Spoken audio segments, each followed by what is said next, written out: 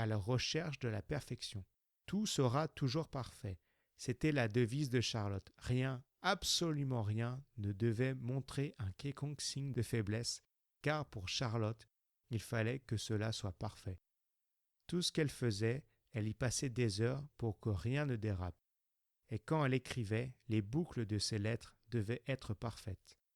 Alors Charlotte écrivait d'abord au crayon à papier, puis repassait ensuite au stylo.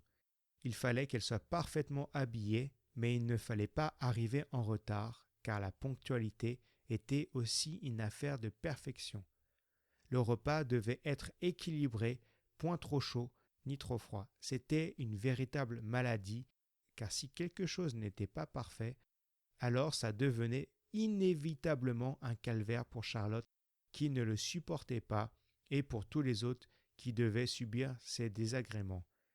Nécessairement en recherche de perfection, Charlotte était bonne élève, mais pas la meilleure, car à force de vouloir être parfaite, Charlotte perdait beaucoup de temps. Le pire devait être les cours de violon. Charlotte avait sans cesse l'impression qu'elle jouait faux, ce qui, du point de vue de la perfection ultime, était certainement vrai, et encore, mais sinon, tout le monde n'y voyait que du feu. Charlotte jouait admirablement bien, elle était même presque la meilleure, à ce détail près qu'à cause de sa recherche de perfection, elle ne finissait presque jamais les musiques qu'elle devait jouer.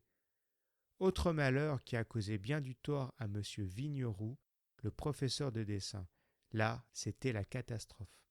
Charlotte ne pouvait à peine poser son crayon sur la feuille, tellement elle était hypnotisée par l'intention de bien faire. Chose étonnante, elle se plaisait à reprendre constamment les mots de ses parents, afin de leur signifier qu'ils ne parlaient pas correctement. En fait, personne ne pouvait rien lui dire, puisque personne ne parlait le français à la perfection. Charlotte, qui avait une personnalité charmante et adorable, puisqu'elle était presque parfaite, avait ce don de plaire et d'être détestée à la fois. Cette année était toute particulière, car cette année, il y avait le grand spectacle de fin d'année avant de passer au collège. Et Charlotte avait un rôle très important dans lequel elle interprétait une partition de violon. C'était une idée super, mais personne ne se rendait vraiment compte de la difficulté dans laquelle il se lançait. Car cette fois-ci, Charlotte allait vouloir être parfaitement habillée, exiger une parfaite élocution française et devoir jouer du violon à la perfection. Autant vous dire que la fin de l'année a été un véritable désastre. Le moment des répétitions était devenu pour tout le monde une corvée. Charlotte ne finissait jamais son texte car ce n'était pas parfait. Elle mettait presque 1 heure pour choisir ses costumes et tous prenaient énormément de retard et il était impossible de répéter la partie où elle jouait du violon car dès la première note, elle pensait jouer faux. Le pire, c'est quand ce n'était pas à son tour de jouer. Elle était dans les gradins et ne faisait que pester. C'est mal dit, ce n'est pas ce qu'il y a d'écrit dans le texte. L'émotion n'est pas la bonne. Un vrai cauchemar pour tout le monde. Lorsque les autres ont voulu lui faire des remarques, elle le prenait très mal, car elle pensait qu'elle n'était pas alors parfaite. Malheureusement, à force de critiquer sans arrêt, le pire de ce qui pouvait arriver est justement arrivé. Charlotte, qui empêchait au groupe d'avancer, a été contrainte de quitter la troupe.